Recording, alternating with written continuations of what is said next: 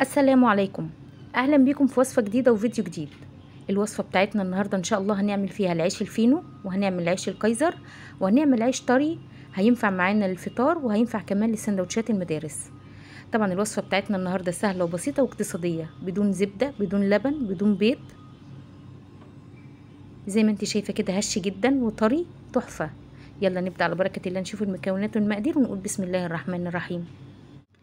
اول حاجة في المكونات معايا 11 جرام خميرة فورية، هضيف عليهم كمان 5 معالق من السكر بمقدار 50 جرام. هضيف كوباية ونص من المية الدافية. هقلب كل المكونات دي مع بعضها. اهم حاجة من نجاح اي معجنات انك تستخدمي نوع خميرة تكوني واثقة منه، نوع خميرة يكون جيد جدا، لان الخميرة هي اللي بتساعدني على هشاشة المعجنات بتاعتي.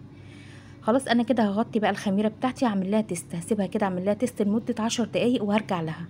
اول ما احس ان هي فارت بالشكل دون يبقى الخميره بتاعتي ناجحه مليون المية، ابتدي اشتغل فيها. هضيف هنا 4 معالق من معلقه الطعام زيت.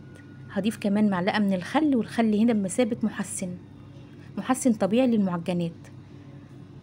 هنزل بكيلو من الدقيق، طبعا كيلو من الدقيق بمقدار 8 مضغات من مضج الشاي. هضيف هنا 4 جرام بيكنج باودر. هضيف كمان 2 جرام ملح. كل المكونات ان شاء الله هحطها لك في صندوق الوصف بالكوبايه والجرام. هدخل كل المكونات كده بالاسباتيولا، وبعد كده هبتدي اعجن بايدي.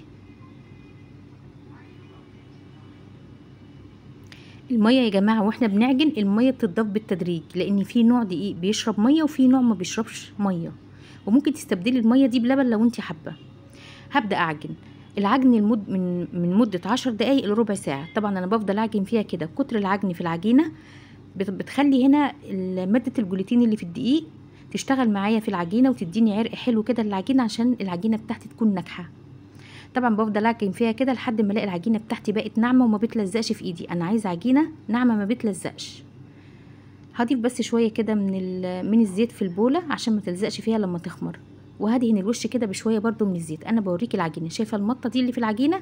ده اللي عمل لي المطة دي، كتر العجن والجلوتين اللي موجود في الدقيق. هغطيها بقى زي ما شفتي كده، غطيتها بكيس بلاستيك وبفوطه نظيفه، وبعد كده هرجع لها انا رجعت لها بعد تلت ساعه. طبعا ما شاء الله خمرت اهي وبقت كده معايا جاهزه للشغل. هبدا افرغ منها اي بقى فقاعات هوا.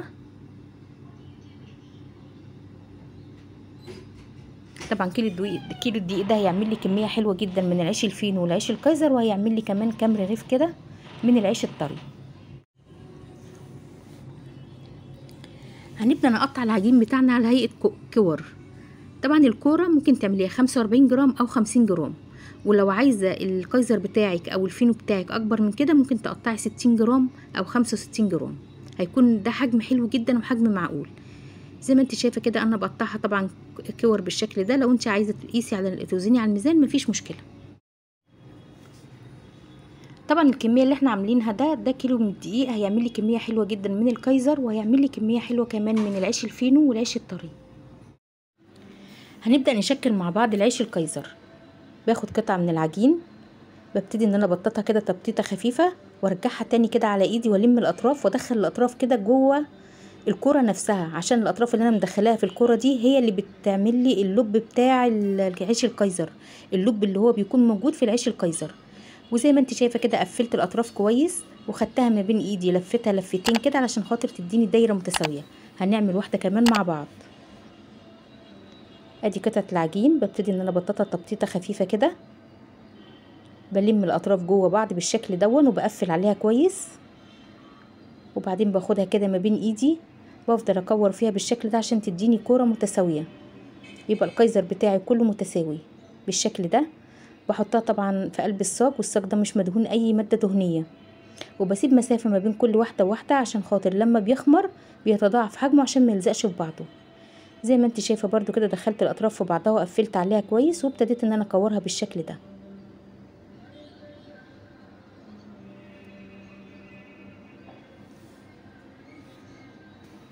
هبتدي اخلص كل كميه الكايزر، وبعد كده نرجع نشكل العيش الفينو. دي كده كميه الكايزر اللي انا عملتها. طبعا هغطيها بفوطه وهسيبها تخمر لحد ما اشتغل في العيش الكايزر ونرجع تاني، لحد ما اشتغل في العيش الفينو ونرجع تاني للعيش الكايزر. خلاص انا كده هسيبها تخمر. هبدأ بقى هاخد العجين بتاع العيش الفينو، هبتدي ان انا اشكله كور بالشكل دون وهسيبه يرتاح، وبعد ما يرتاح لمدة 5 دقايق هبدأ اشتغل واشكل العيش الفينو بتاعنا. من عجينة واحدة بجد عملنا كمية حلوة جدا من المعجنات. هغطيها بقى بكيس بلاستيك عشان ما تربيليش كده او ما تعمليش على الوش قشرة. هبدأ بأول واحدة انا كورتها. طبعا هي مرتاحة معايا وخمرانة معايا وبتشتغل معايا بسهولة. ببدأ ان انا اعمل بيها كورة بالشكل دون. عايزة بقى تبططيها كلها بايديكي مفيش مشكلة، عايزة تبططيها او تفرديها بالنشابة مفيش مشكلة. بعمل كورة بالشكل ده. بصي وانا بلف بقى هنا بقفل الاطراف، كل طرف بلفه بقفله بالشكل اللي انت شايفاه ده.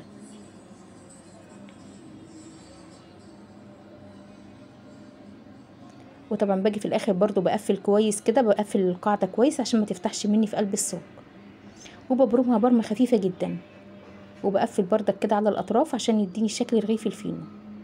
برمتها برمة خفيفة جدا، وده شكل صابع الفينو بتاعنا. صاج برضو مش مدهون اي حاجة، وهبتدي ان انا ارص فيه اصابع الفينو بتاعتنا. هنسمي الله كده وهنبتدي نرصها. طبعا لما بتحطيه في الصاج كده لو اتعوج منك او حاجة بتسويه بايديك عادي مفيش مشكلة. هنعمل كمان واحدة مع بعض. ببدأ برضو ابططها كده بالشكل دون لحد ما بتديني شكل دايرة او شكل دائري.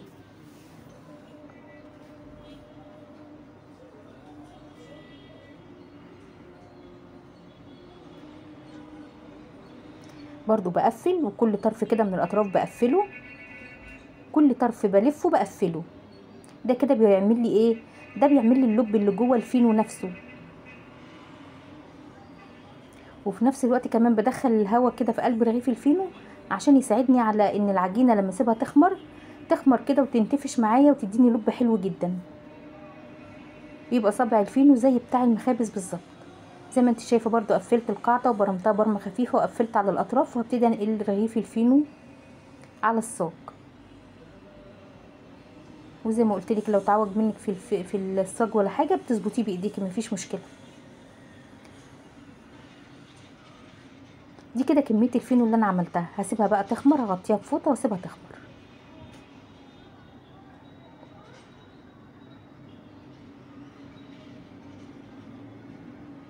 ده كده الكايزر بتاعنا بعد ما خمر، يعني عقبال ما خلصت تشكيل العيش الفينو كان الكايزر بتاعنا خمر معايا. هنا بقى ايه؟ بيضه، عفوا دي صفار بيض مش بيضه كامله.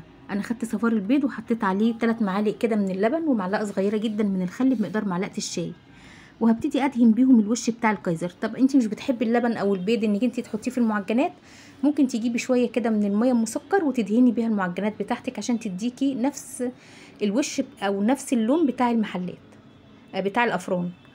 حطيت هنا بقى كمان شويه من السمسم، بوزع كده شويه من السمسم، ممكن تضيفي مع السمسم كمان شويه من حبه البركه. كده الفينو بتاعنا هو خمر وتضاعف حجمه. هبدا برضه ادهنه كده بصفار البيض واللبن والخل اللي انا عملته. وبرضو لو انت عايزه تدهني برضو ميه بسكر، لو انت مش حابه البيض واللبن على الفينو ممكن تدهنيه عادي بشويه ميه بسكر او بشويه ميه ومعلقه عسل اسمر. زي ما انت شايفه كده خلاص انا دهنت كل الفينو بتاعي، وهبتدي ان انا احط عليه كده شويه من السمسم. طبعا حجم الفينو اللي احنا عاملينه ده حجم كبير مش احجام صغيره.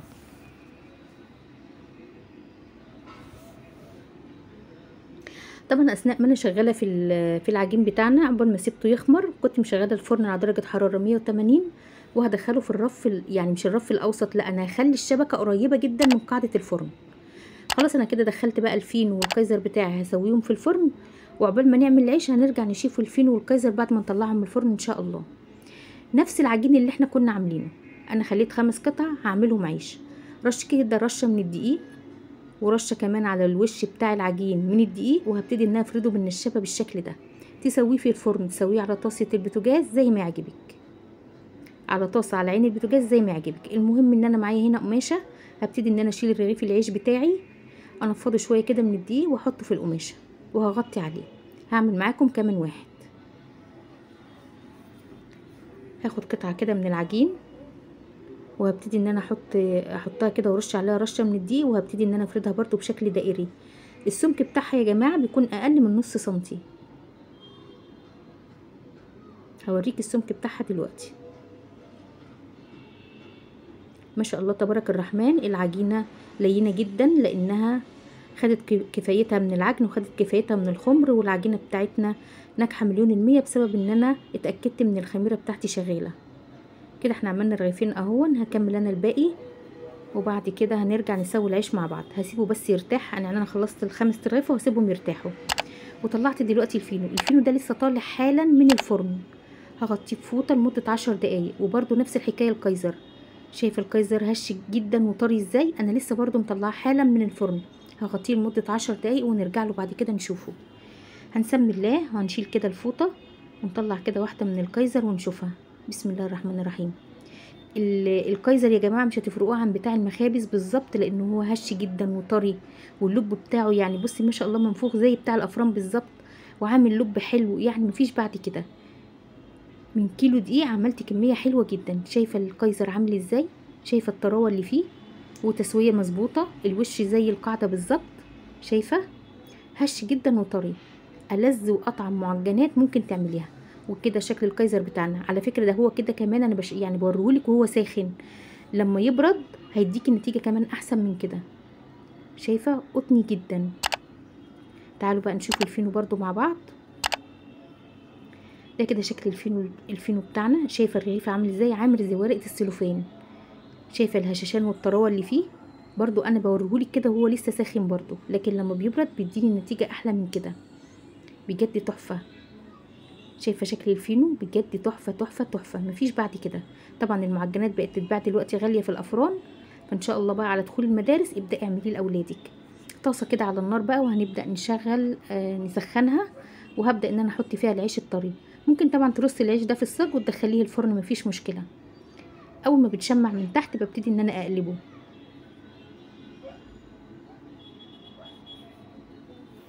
وخلي بالك عليه لان هو بياخد لون بسرعه. هيبقى عيش طري كده لين معاكي، يعني تقدري تعملي بيه سندوتشات، تقدري تاكليه على الفطار. خلاص انا خلصت الكميه كلها اللي معايا، وزي ما انت شايفه كده، شايفه الطراوه اللي في العيش بجد تحفه. العيش ده اللي احنا بنشتريه برده من المخابز، هم بيعملوه بنفس عجينه الفينو. وبكده اكون انتهيت من الفيديو. يا رب الفيديو يعجبكم.